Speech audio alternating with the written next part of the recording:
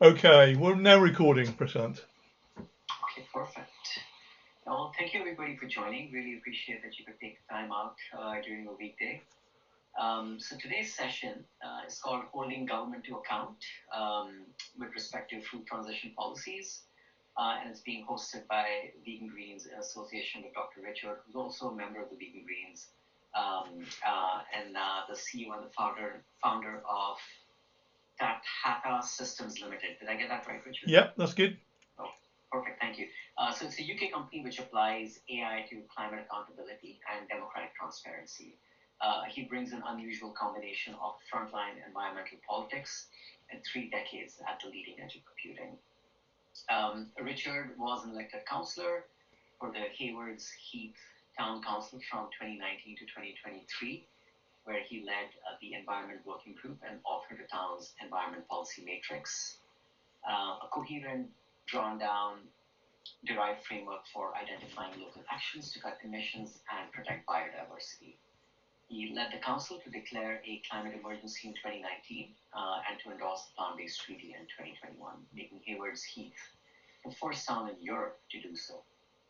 He continues his advocacy as a city ambassador for the plant-based treaty.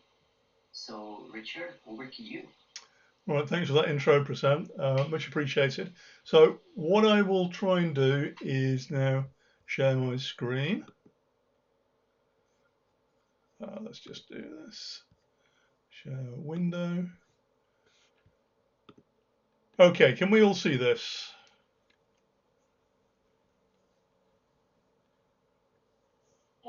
Yeah, and is the font big Yes. enough? Yeah, cool. Right.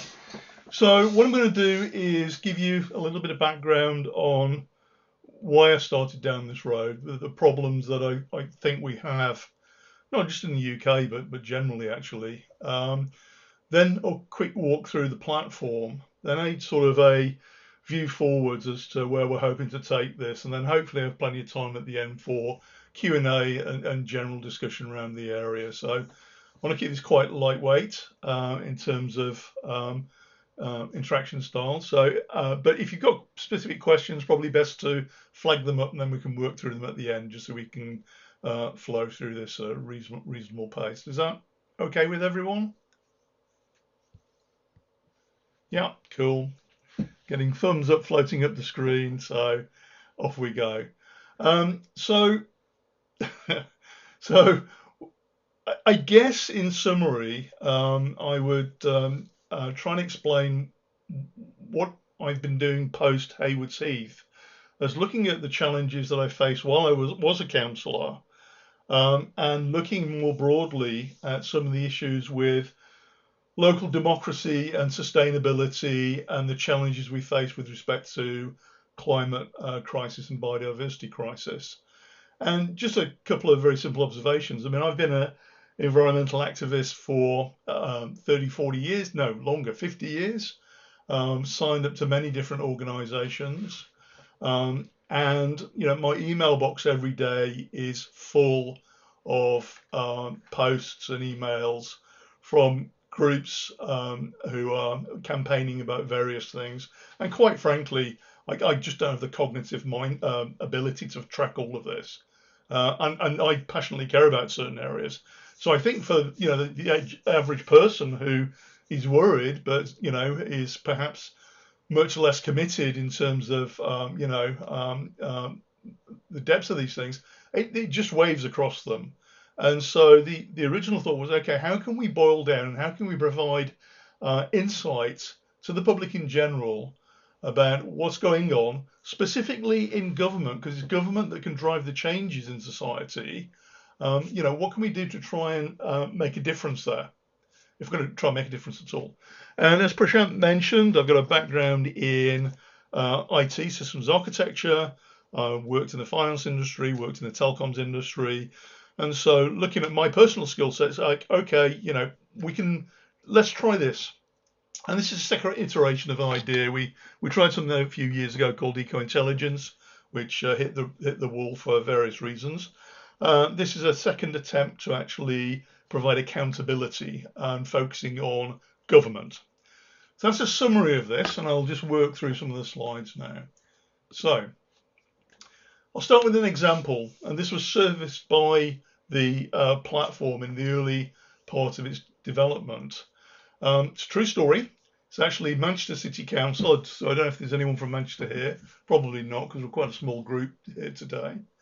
Oh, Prashant's Manchester. Of course you are. So you'll know this because we've discussed this. Okay, Megan as well. Okay, so you tell me if I get this wrong. But two councillors, I believe in Manchester, attempted to endorse the plant-based treaty soon after Haywards Heath made the move in Edinburgh. And there was a motion tabled at the council meeting, but that motion was amended to such a degree that the outcome was that whilst the motion was carried, the treaty was never endorsed. Now, this is all public record. Anybody can go in and find this. The problem is that we've all got day jobs. We've all got things that we're doing all the time, and digging through council meetings, several thousand of them, to find these sorts of behaviours, just nobody's got the time. But what we need to do is surface these behaviours and make them visible to the electorate so we can hold people to account. So this is one of the scenarios that just bear in mind. So the transparency paradox. So, all the data within our society is available publicly. We can all go and find it. The problem is there's huge amounts of it. It's different shapes, it's different formats, it's different committee meetings, it's not in the same locations, and the procedures are different in terms of how councils vote for, amend, approve, pass, whatever.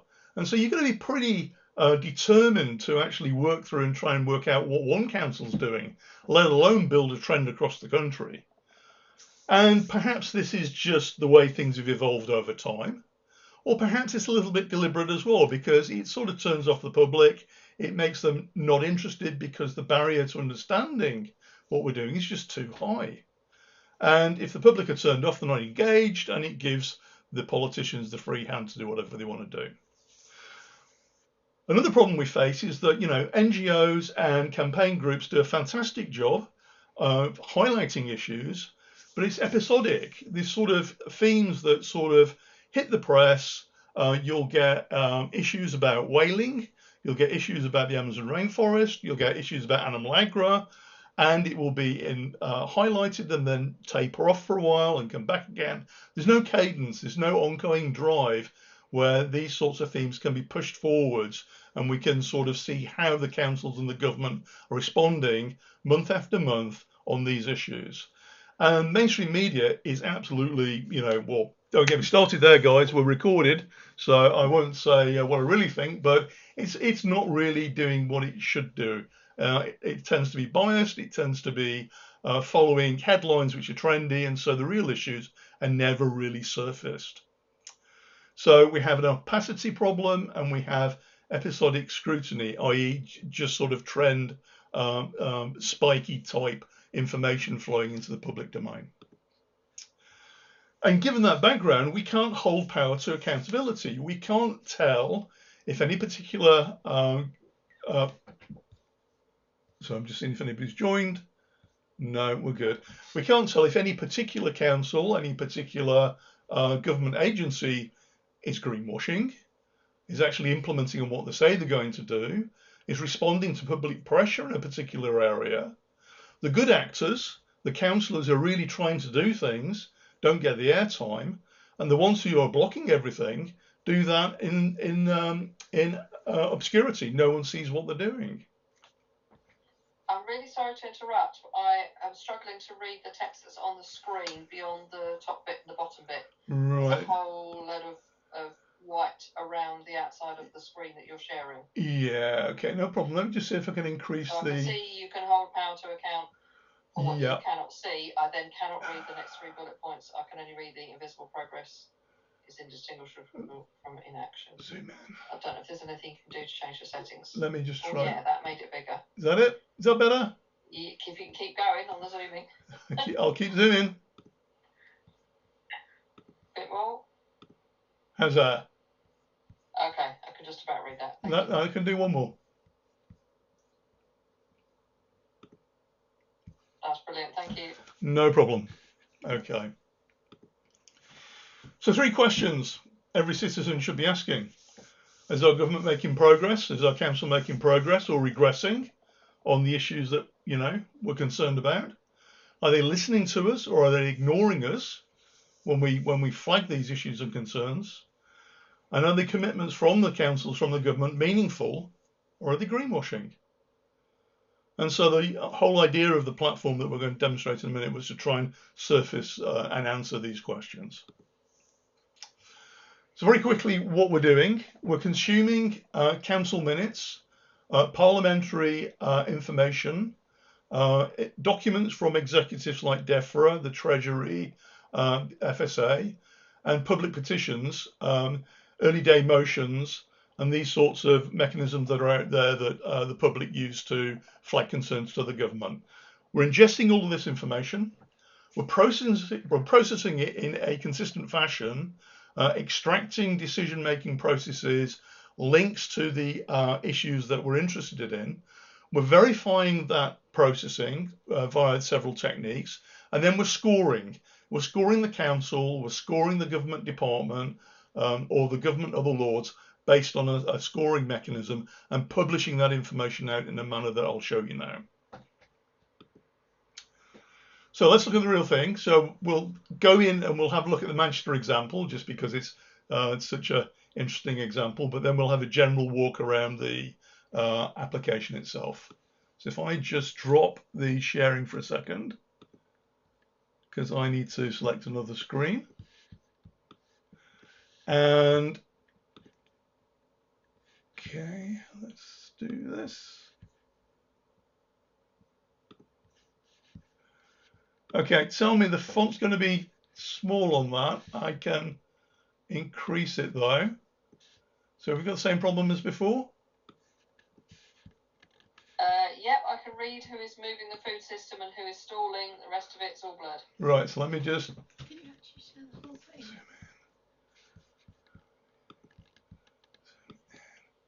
How's that? I can make out 69 40s and 100% at the bottom, but... Okay, that's just fine. Can it go a little bit bigger? Yeah, let me try. How's that? That's better, I can read that. Okay, cool. So this is the front page of the Food Transition Tracker. So this is a project that's been running for about 6 months now. Initially, it was my own project working at home. Last month or so, thanks to support from Soraya, who's on the call, I've got an engineer I've worked with for many years now, productionizing this and making it available on the internet. So this is pre-go live, the system you're seeing, but we expect this to be up and running within the next 4 weeks. We're pretty close now. So front page, okay, very simply, who's moving the food system, who's stalling it, how every authority we're looking at, are they acting, trying to push things forwards, are they acknowledging there's a problem but not really doing anything, or are they being silent? So far, we're tracking 69 councils. That will increase rapidly up to the full 400 or whatever. We're tracking 4 tiers of government: House of Lords, House of Parliament, all the councils of the 69 that we've got so far, and government agencies like DEFRA. And we're producing from this, from the council perspective, a leaderboard. So which councils are really driving? And here we consistently see these top 3. It can change month by month slightly, but Edinburgh, Bristol and Belfast are always at the top of the stack. And we'll drill into the full 69 in a minute. This is a front page. But looking down, we can see a summary of local council behaviour versus the national government behaviour. And one of the things that jumps out straight away from this summary is that local councils are actually trying pretty hard to do stuff. So 55% of the councils that we're analysing at the moment are actively trying to move things forwards. We see very little evidence for greenwashing, although there's still stuff we need to do in that area in terms of the analytics capabilities of the platform, but the signals are low. Whereas if we look at the national landscape, we're seeing a massive deficit between what is required and what the government's actually doing. And we're seeing that things like animal welfare, petitions, early day motions, significant amount of pressure from the public, very little action coming through from that. So it's a very stark contrast immediately for those of you that are interested in local democracy. You know, locally, councils are actually trying to move forwards. Nationally is where we seem to be dragging our feet. So now we look at why plant-based food transition matters. So again, this is more on the educational side. Not every council will realise that the food system, and particularly animal agro, is responsible for the vast majority of methane emission into the atmosphere. And so in order for the UK to meet its climate goals, meet its biodiversity goals, meet its food security goals, we really have to transition the food system ASAP. And this isn't a new insight. This is something we've known about for over a decade, but we're still moving so slowly on it. So we're calling that out here. And then the actual platform works with 4 pillars. So we build the whole story around 4 pillars: food security, climate resilience, equity and access, biodiversity and nature recovery.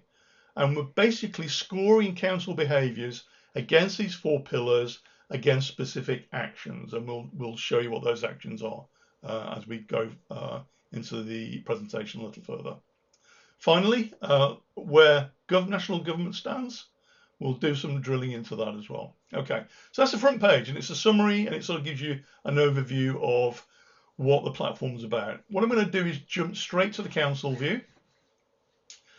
And here we can see all 69 councils that we've analysed so far. So this is over 150,000 documents from these councils that have been processed through the system.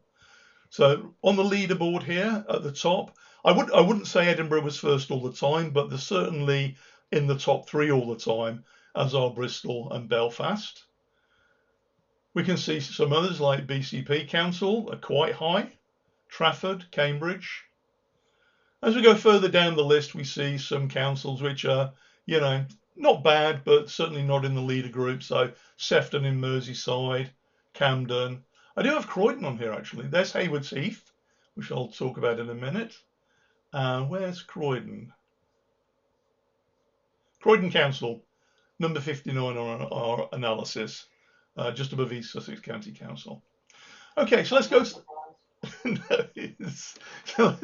Let's go to the example I cited at the start of the presentation, Manchester. So I will just go down, find Manchester. Actually, there we go. There's Manchester. Okay, Manchester City Council. So we can drill into Manchester and we can see what these guys have been up to. So we get a behaviour summary. So we can see that they formally committed to 8 actions. They've discussed but not decided 10 actions. They've actively opposed 1 action. So let's have a look at what that might be. So I'm going to look at the policies. Now we're seeing the policies that we're actually measuring each council against. In this case, Manchester.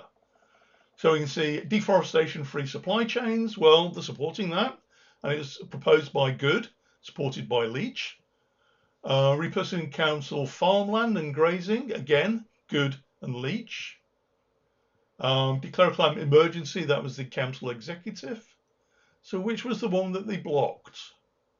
Opposing, endorse plant-based treaty. Opposed by, so it was proposed by Good and Leach, but it was opposed by somebody else. So what we can do is we can actually view this action page. Oops, sorry, no, that's the wrong button I clicked. I can go to the source and I can see, okay, opposing, go to the source document. Here's Manchester City Council source document. I can skim through here because I know what I'm looking for. Here we go. So this was proposed, I believe, by 2 Green councillors it was then struck from the resolution and substituted with something about food access or commitments made to, what was it, food poverty. Okay, not a bad thing in itself, but this was used as a replacement for signing to the plant-based treaty and then passed. This had the effect of blocking the plant-based treaty motion at Manchester until, well, it's still blocked effectively via this sleight of hand. Now, what might have been very difficult to find in council meetings for a particular council jumps out of you here. Okay, opposing something's going on there. So, you know, but that doesn't mean that council isn't doing, Manchester isn't doing other good stuff. You know, as a city council, they are. But clearly, you know, there's some fun and games played for that one. Let's take another view at another council. I'm going to look at my own council next, which was Haywards Heath. And Haywards Heath, that's quite interesting. So 2 actions formally endorsed, commitments dropped, joint plant-based treaty. Okay, so that's referencing the fact that there's been no reaffirmation of this, joining the plant-based treaty, in the time frame that the platform's looking at. So let's look at the policies. And we can say, unlike Manchester, there are very few activities in Haywards Heath. Well, Manchester's a large city council, Haywards Heath a small town council. That's fair enough. But you'll see that endorse and join the plant-based treaty were the 2 actions on here that got signed off 2022 and then re-supported in 2024. And then there's not been an awful lot else of activity there during that time. And one of the interesting things with Haywards Heath was when it originally joined the plant-based treaty, I managed to finesse that process through the council, but it was a Tory majority council, and they didn't quite realise what they were doing when they did it, and so the brakes slammed on after that announcement went out, and Haywards Heath did nothing after that for a number of years. And again, the platform's pulled this up and is highlighting this in a very sort of obvious way. Okay, let's look at one more council, perhaps. Let's see. Okay, let's look at Calderdale Council. So here, inconsistent progress, so 2 stale commitments and some greenwashing indications. Now, to be fair, the greenwashing analysis within the platform is still being developed, but what greenwashing means in our terminology is that the council is actually making more statements and claims than it's actually delivering via commitments in formal meetings. So here, the council's referenced plant-based agriculture and transition 4 times to the public, but has only done one thing internally with reference to that. And so there's a credibility gap the platform's actually suggesting may be there. Now, this may be real, it may not be real, but what that allows us to do is now drill in, look at the information for this council, and either tune it and correct it, or actually say to them, look, guys, you know, why are you talking about this when you're only delivering that? Clearly, you understand that this is an issue, but, you know, you need to actually make more tangible progress internally in order that you're not just greenwashing. Okay, one other thing I want to show you from a council perspective, at the bottom of the league table here, we've got a couple of other views. So this one of the councils that are making sustained progress month on month. And we can see again the leaderboard, Bristol, Exeter, Edinburgh, Belfast. Basically, there's a high cadence of activity around issues relating to food transition. And we look further down and we can say sporadic. So as in, yeah, councils are talking about it, but it's not really got an ongoing cadence. It's not going ongoing momentum. And we can see in here, Haywards Heath, the London Assembly, unfortunately, and some of the others. Okay. One last thing I'd just like to show you before we move on. Let's take Bristol City Council. And let's look at councillors. So we can see in Bristol,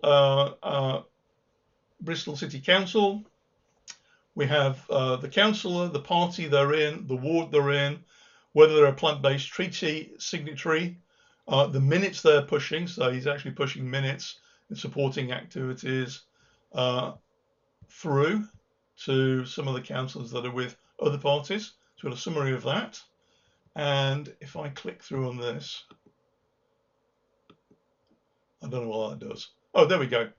So Martin Fordor, if I'm pronouncing that correct, Green Party in Bristol has been very active. These are the things that he's been supporting in Bristol Council. Okay. And these are the consequences of supporting those initiatives. So we can open this one up. And we can see that by proposing adopting plant-based treaty, it endorses the International Plant-Based Treaty Framework and the 3Rs principle, relinquish, redirect, restore. The UK, by adopting this, aligning UK with food transition policies, reducing diet-related greenhouse emissions, and globally, etc. So what we're trying to do here is tie this particular councillor's behaviour through to the good consequences of his support in his council to the bigger picture, the why in general. Okay. Right. I will now move on and show you the policy actions.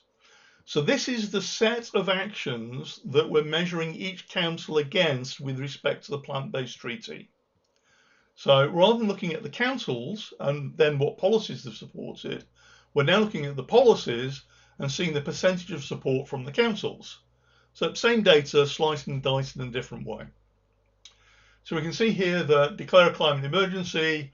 Okay, so most councils have actually done that, although not all of them, believe it or not. Provide stewardship subsidies, again, very popular. If we go down the list, endorse plant-based treaty motion. So supported by some, pushback from some other councils, which is interesting. We can drill into this and look at that. But let's just move on a little bit further. The least popular from a councillor perspective on the list, prevent conversion of croplands to animal feed crops. No support there. Plant-based pledges and public challenges, veganuary, very little support there. Plant-based default in school meals, not a lot of support there actually. And so some of these things, you know, you can look at and say, well, why aren't we doing that as a councillor? Why aren't we actually pushing this locally? Because it's something which, you know, we have some control over, and, you know, we don't seem to be doing that. If we drill into one of these, we can actually get some more information. So if I drill in, I can see why this action matters, okay, how it relates to other things. So this depends on this action, which is provide stewardship subsidies, depends on a subsidy reform from the government. So that's obviously a major blocker because the local council can't really do much if the government isn't providing the reform subsidies. But once that happens, it starts to feed into climate stability, soil health, address biodiversity, ecosystem services, and water cycle health. Okay, so again, we're not only trying to actually measure the council against particular actions in the domain of the plant-based treaty, but we're also trying to explain why it matters in the bigger picture. So as a councillor, why am I fighting for this? What does it mean, you know, not only for my local community, but for my ecosystem, for the planet? What am I blocked by? And what does it feed through to if we actually manage to make this happen? Okay. For this particular policy, we also get a view of all the councils that are supporting this and those that are neutral to this. So again, different view of the data, sliced and diced a different way. Right, I've been talking for a while. I'm just going to take a couple more shots of a couple more pages, and then we'll stop, I think, and go back to the slides. So pressure, so what this is showing is the demand from the public in terms of parliamentary petitions and local pressure to councils via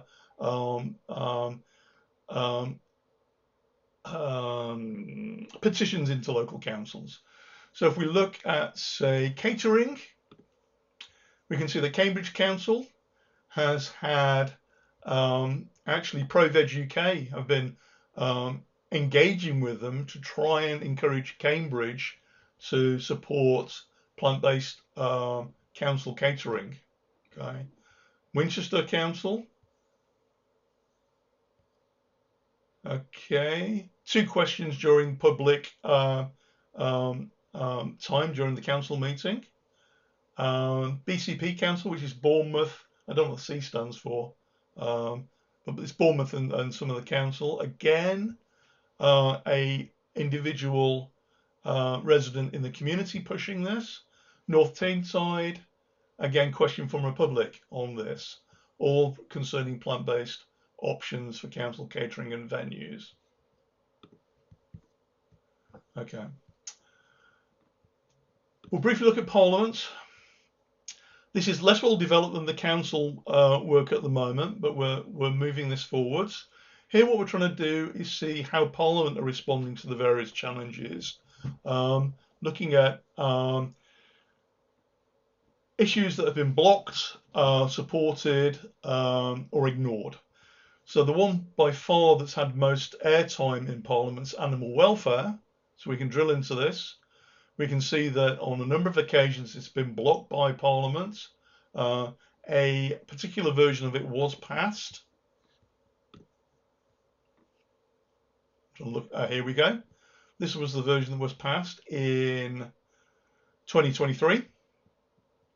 It's quite interesting actually, because this version was passed, but when you look at who voted against this version, Caroline Lucas is one of the MPs that voted against it. So there's something peculiar about this with respect to animal welfare, why it got through. And you'll find that Caroline consistently voted for all these other versions of this animal welfare legislation, which wasn't passed by government, which is also interesting. We can open this up and look at the votes for and against a particular piece of legislation, for and against. And we can go and find our favourite MP.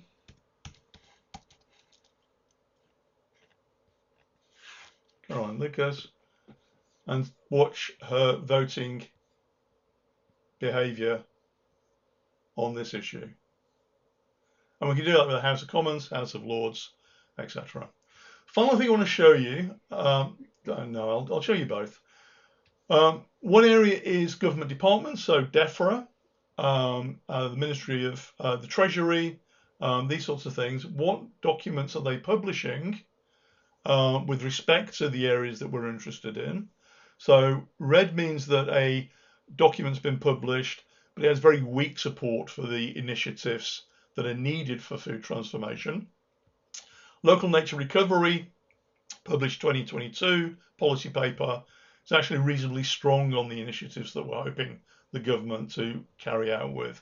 But we can see that in general, not a lot of useful support. I could talk about this for a while, but I won't. The final thing I want to talk about very quickly is the evidence library.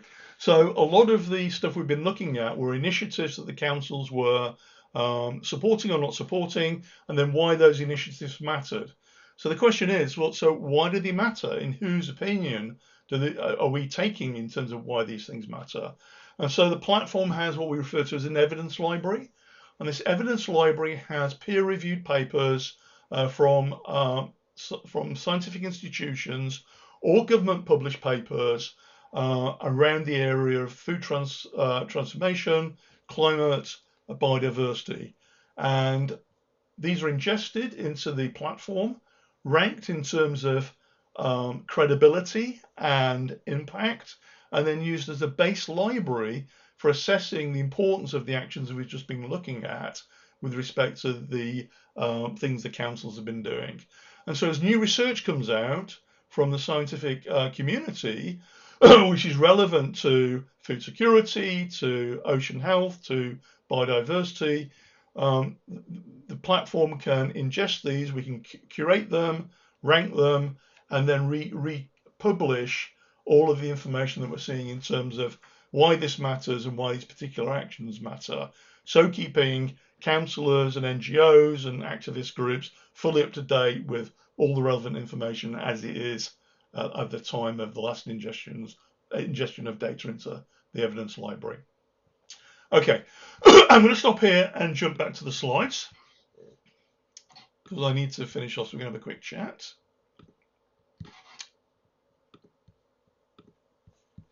Okay.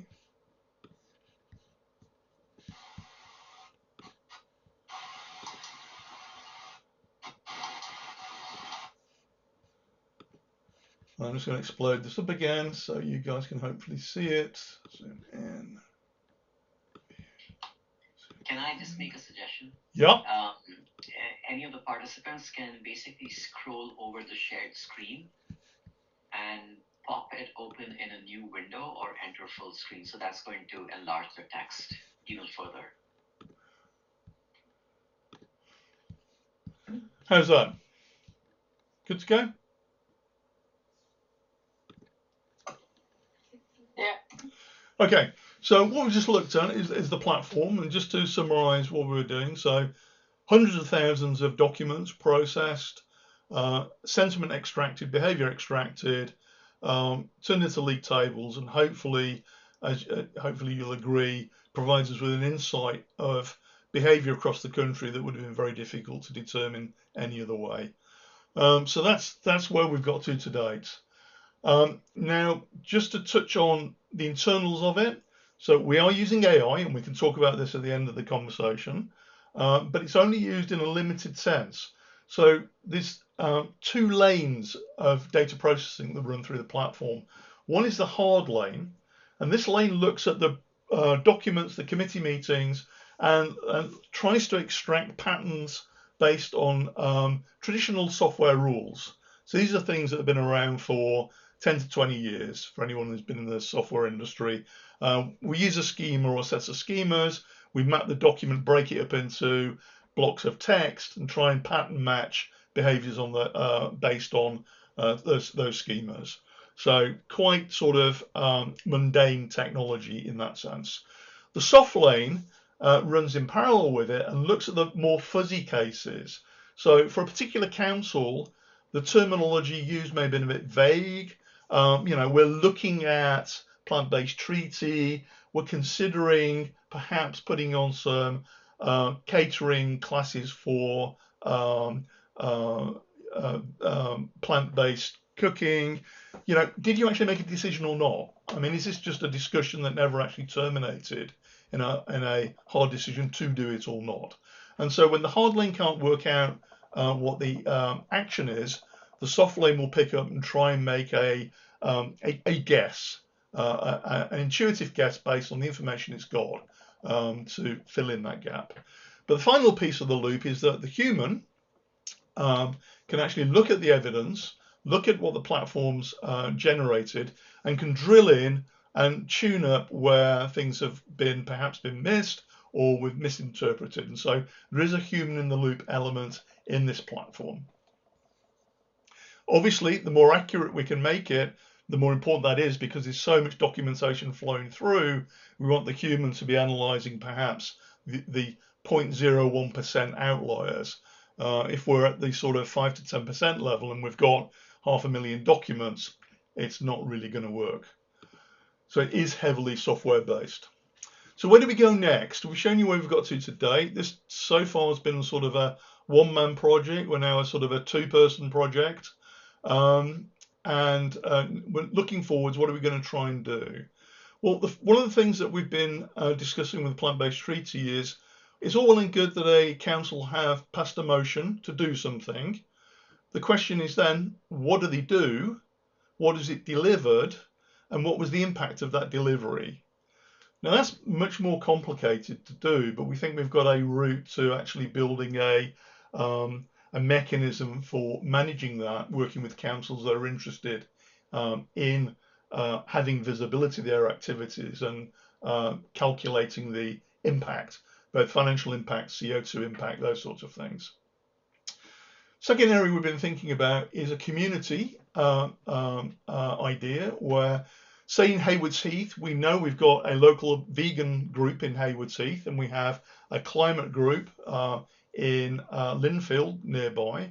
So actually empowering those local groups with the information on Haywards Heath, Cuckfield and Linfield Council's activities starts to have a local conversation between those groups and between the councillors on a common set of topics that they care about, with no big tech, no ad engines or anything else in the way, just the councillors and the residents working around a shared understanding of the state of play for their local community. And again, the knowledge base within the platform can be used to educate both the councillors and the community in terms of the relative impact and importance of the various things we're looking at. We need to do more work on the democracy gap work. So the councils who are getting pressured by the public but not responding, or are pushing out green literature without actually doing anything or doing much. We are starting to capture that, but there's an awful lot more we can do, and we need to do that.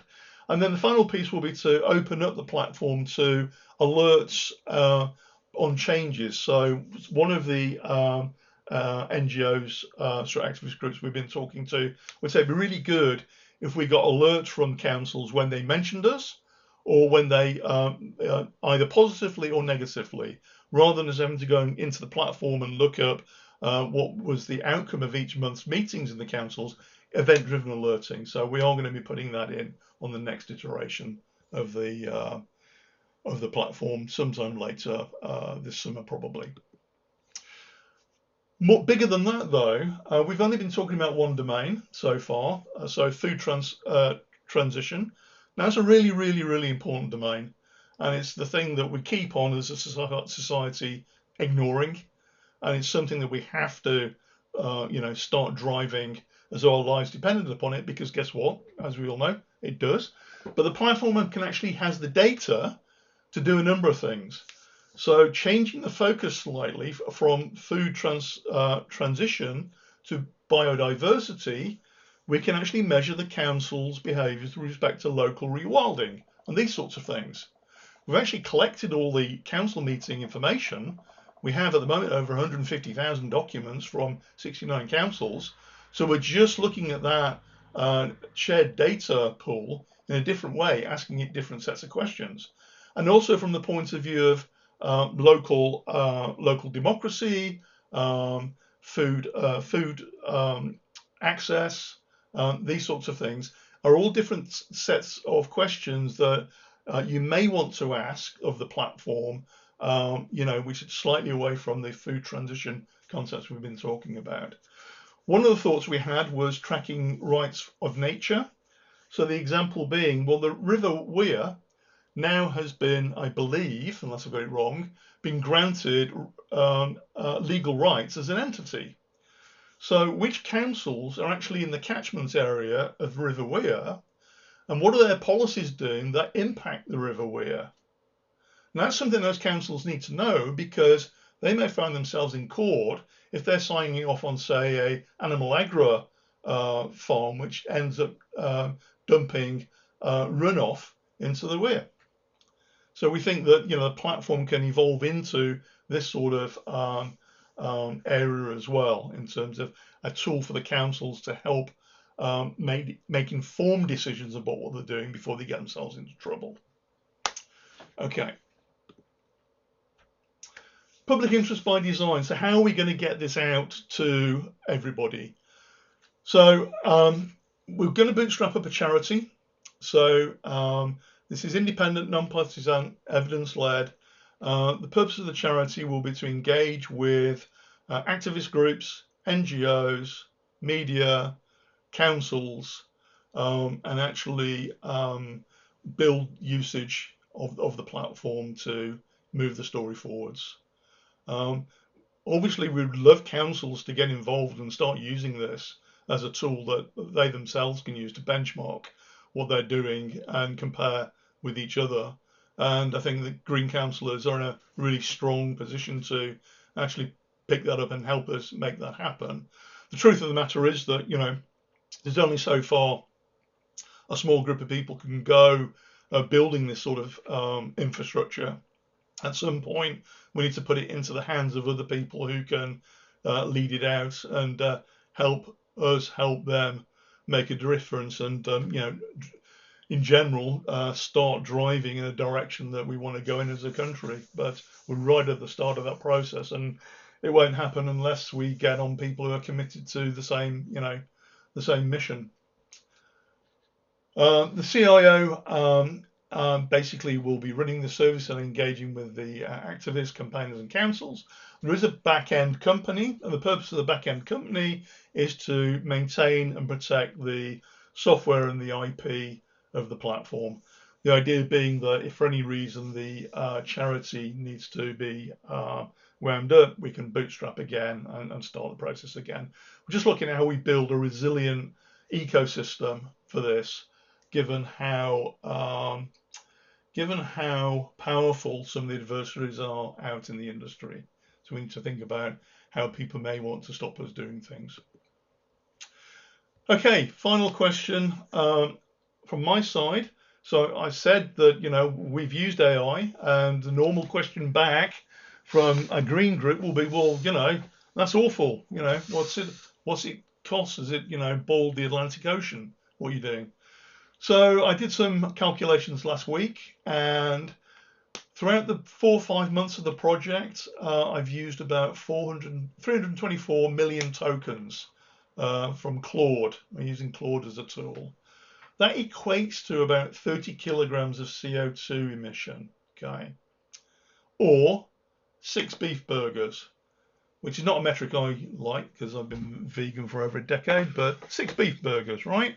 So anybody who's concerned about AI, well, first thing you can do is stop eating beef burgers, and then lots and lots and lots and lots and lots of other things before worrying about the cost of this in terms of impact on the planet. Now, the important thing is this was one-off design and development times. This was writing the code for the platform. When the platform's actually running and it's actually pulling the information down from the councils and it's processing it and it's generating those views that you're looking at that we've just been walking through, that's all self-contained software, which until last week ran on my Mac Studio at home.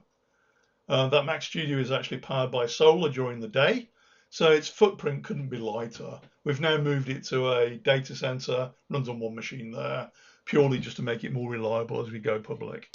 So it's a very, very lightweight environment from the point of view of its own footprint on the planet. And we can discuss this after in questions and answers again. Okay. So just to finish off, as I've already said, you guys are in a great position to leverage this, use it, highlight what you're doing, drive your councils at the league table, get other people to look at that. And if we can create some sort of competitive pressure where the councils can see that what they're doing is being reflected in a platform that people are starting to look at, perhaps we can create some sort of virtuous circle and actually start to accelerate things. Okay. With that, I'd like to say thank you for your time. I know it's late in the evening and you've all done day jobs. And let's drop into questions. I'll leave this one up because if you want to mail me offline, you can contact me on my own email address, richardnicholson64@protonmail, or contact me at tahatasystems@proton.me. Either of those will get through. Okay, I will drop. Any questions?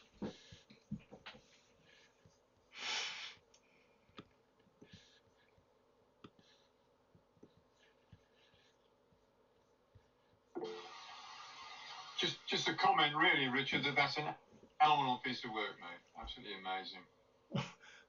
Thank you, but it goes back to the question. Okay, what can I do given that the mess that we're in? Let's try this. So, it's really down to all of us now to move this forwards. As I've said, we're sort of get to the point where we're going live, and we need to get people starting to use it. And it could make a big difference, or it might fizzle out. But at least we tried. Is this the first presentation you've given on it? Yeah. And so I used to be an astrophysicist, and when the telescope went live for the first time after the engineers had finished with it, we referred to it as first light. First light coming from the stars through to the instrument. This was first light for the platform. You're the first group to have seen the live demonstration on this presentation. Okay. Really disappointed there aren't more of us here, but I'm not sure how it got promoted. I don't even know how it came to me. Probably through Pam, my wife, who's also sitting in on this. She probably found the link somewhere. But I'm just gobsmacked, mate. Absolutely amazing piece of work. Fantastic. Thank you, Ken. Brilliant. I mean, just spread the word. I'm happy to do this again. If you want to, if some of you have councillors in particular councils and want me to do a presentation for that group, happy to do that. Just let me know. Just contact, reach out. We're going to be pushing, but it needs to be more pull from the community. We can't push this into a success. It's got to be pulled by everybody into something that makes a difference.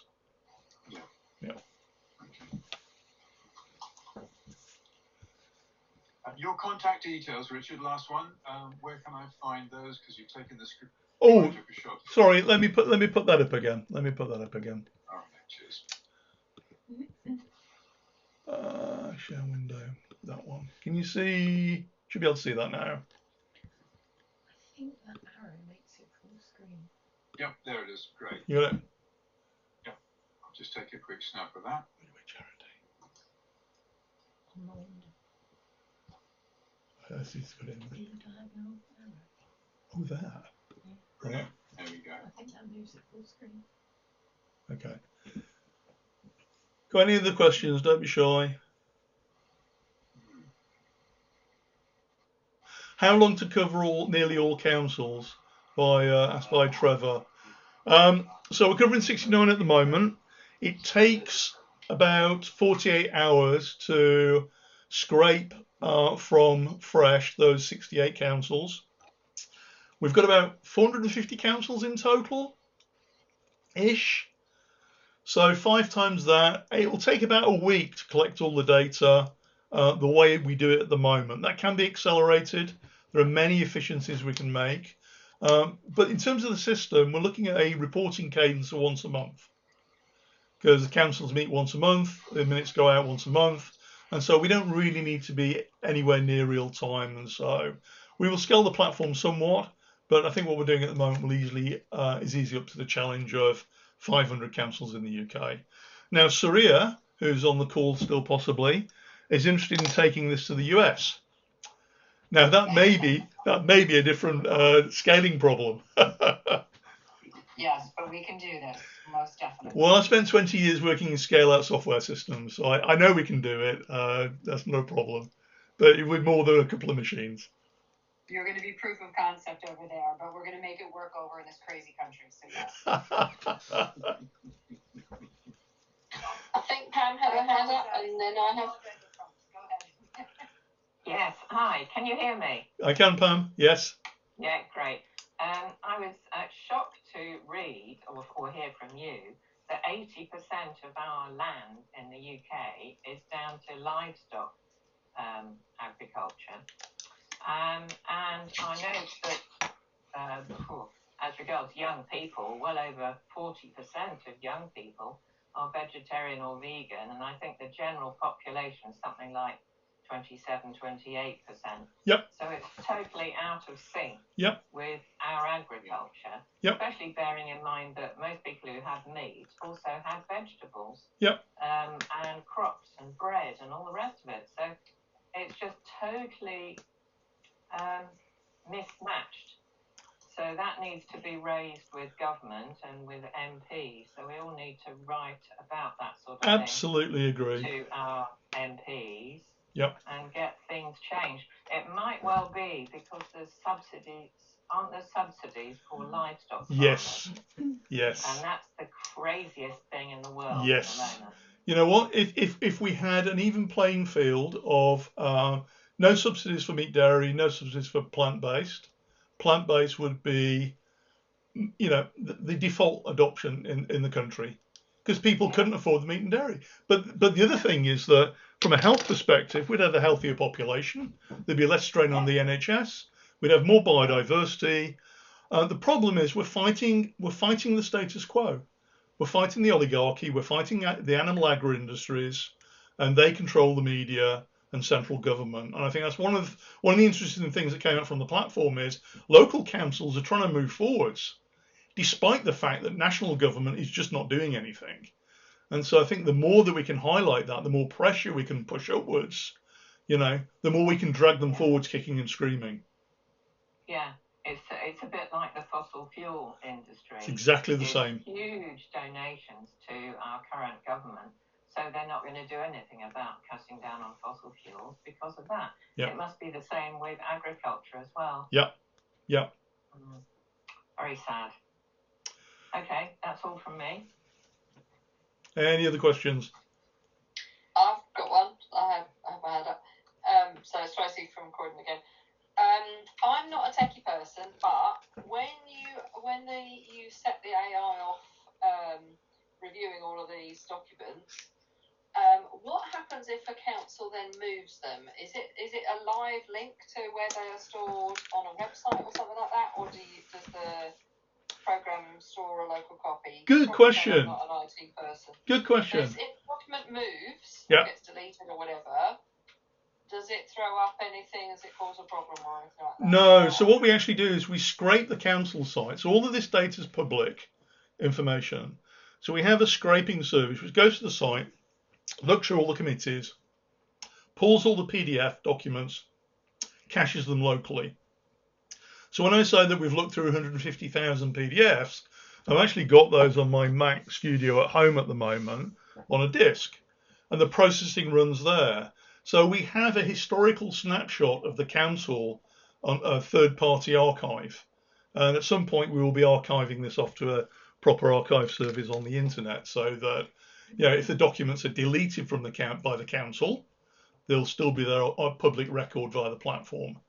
So the other thing is the scrapers are actually quite flexible in terms of looking at where documents have moved to. So if the council changes the layout of the site, it won't automatically catch that straight away, but it's a very quick process for us to create what we refer to as a new plugin to map that new directory structure from the council, if that makes sense. It does, and I'm also thinking, so I've done the climate scorecards training, and I think your program would be ideal for that as well, because at the moment it relies on freedom of information requests and volunteers to go and get the information. Let's talk about it. Would love to talk about it with you. You need to speak to Climate Emergency UK. I think they've got 4 members of staff, so they're probably at an ideal stage for you to talk to them. Yep. Yeah. If you've got a contact there, Tracy, I can reach out to. Please let me know. Only a generic one. I'll find it and I'll stick it in the chat. Brilliant. Thank you. Any other questions?